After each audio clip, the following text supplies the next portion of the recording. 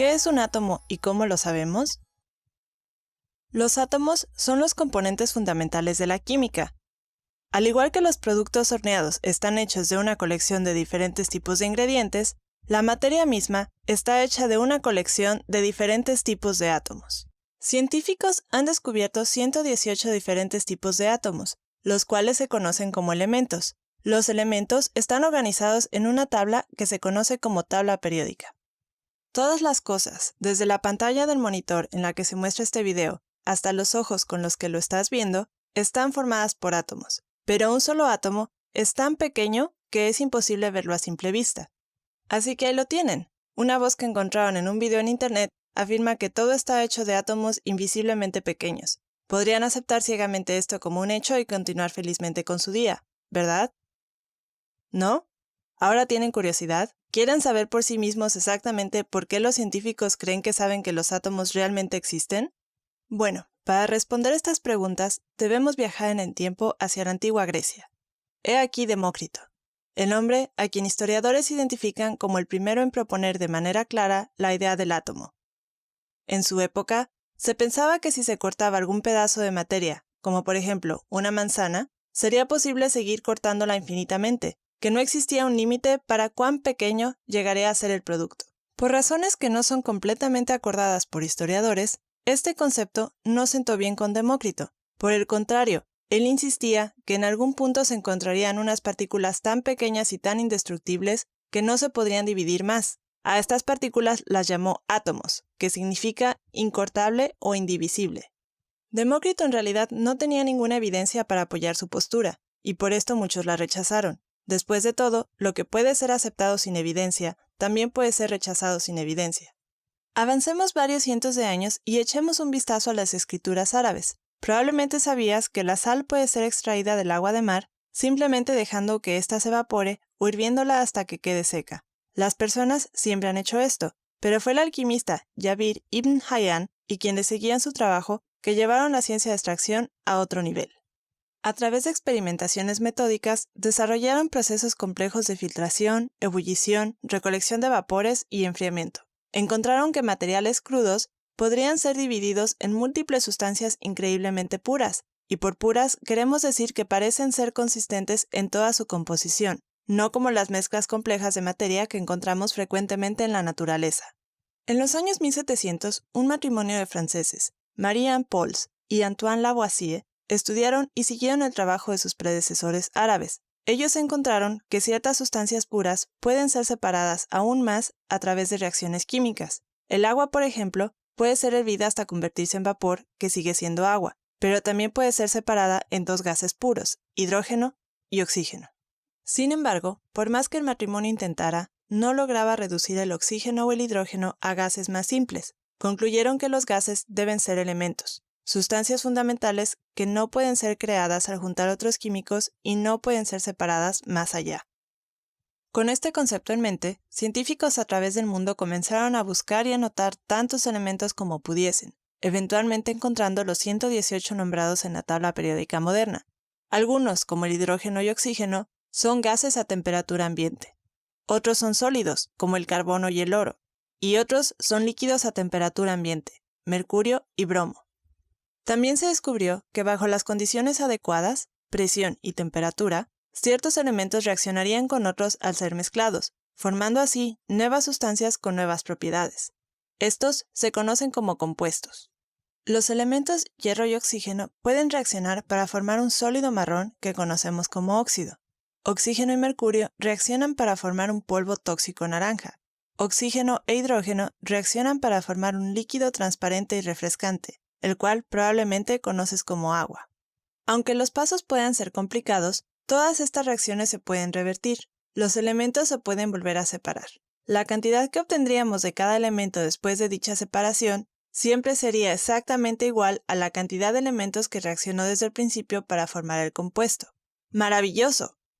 Los elementos son reales y parecen ser esencialmente indestructibles. Pero, ¿de qué están hechos? Si tuvieras que acercarte a un átomo, por ejemplo, a uno de un fragmento de oro puro, ¿podrías seguir acercándote más y más sin ver nada más que oro puro hasta el infinito? A principios de 1800, un maestro de escuela de Inglaterra, llamado John Dalton, quedó fascinado con la química. Junto con la realización de varios de sus propios experimentos, leyó sobre cada experimento que pudo, prestando especial atención a las cantidades de cada elemento utilizadas en cada reacción química. En estos números, se sorprendió al encontrar un patrón emergente. Cuando dos elementos pueden reaccionar para formar múltiples tipos de compuestos, siempre lo hacen en pequeñas proporciones de números enteros. En este ejemplo, vemos que para transformar un gramo de carbono en monóxido de carbono puro, necesitamos agregar 1.33 gramos de oxígeno. Para convertir un gramo de carbono en dióxido de carbono puro, necesitamos agregar exactamente el doble de oxígeno. Esta y muchas otras observaciones similares sugieren fuertemente que el oxígeno y otros elementos están formados por pequeñas unidades indivisibles, átomos. No sabía exactamente qué tan pequeño era un átomo, pero los números sugerían que los átomos de un mismo elemento tenían un tamaño casi idéntico entre sí, pero diferentes en tamaño a los átomos que se encuentran en otros elementos. En 1808 escribió un libro de 560 páginas que menciona brevemente su descubrimiento. Su libro tenía incluso algunos dibujos bastante bellos. Si bien los científicos no estaban completamente convencidos de que los átomos fueran reales, sí encontraron el concepto de átomos extremadamente útil. Les ayudó a hacer predicciones precisas y a realizar reacciones químicas más limpias. En 1905, Albert Einstein, en 1905 él era un poco más joven que eso. En 1905, Albert Einstein propuso un experimento y produjo una ecuación que podría usarse no solo para confirmar la existencia de átomos, sino para determinar exactamente qué tan grandes son. Unos años más tarde, el físico francés Jean Perrin usó el concepto de Einstein para hacer experimentos, confirmando más allá de toda duda razonable, al menos para otros físicos y matemáticos, que los átomos realmente existen. Ahora, si te encantan las matemáticas y posees una comprensión profunda de la física, genial, puedes apagar este video ahora mismo e ir a leer su libro. Pero para el resto de nosotros, una pequeña confirmación visual de que los átomos realmente existen sería bueno, ¿verdad? Desafortunadamente, los átomos individuales son demasiado pequeños para ser vistos con luz normal. La longitud de onda de la luz es demasiado grande. Esto significa que los microscopios normales no pueden ver átomos.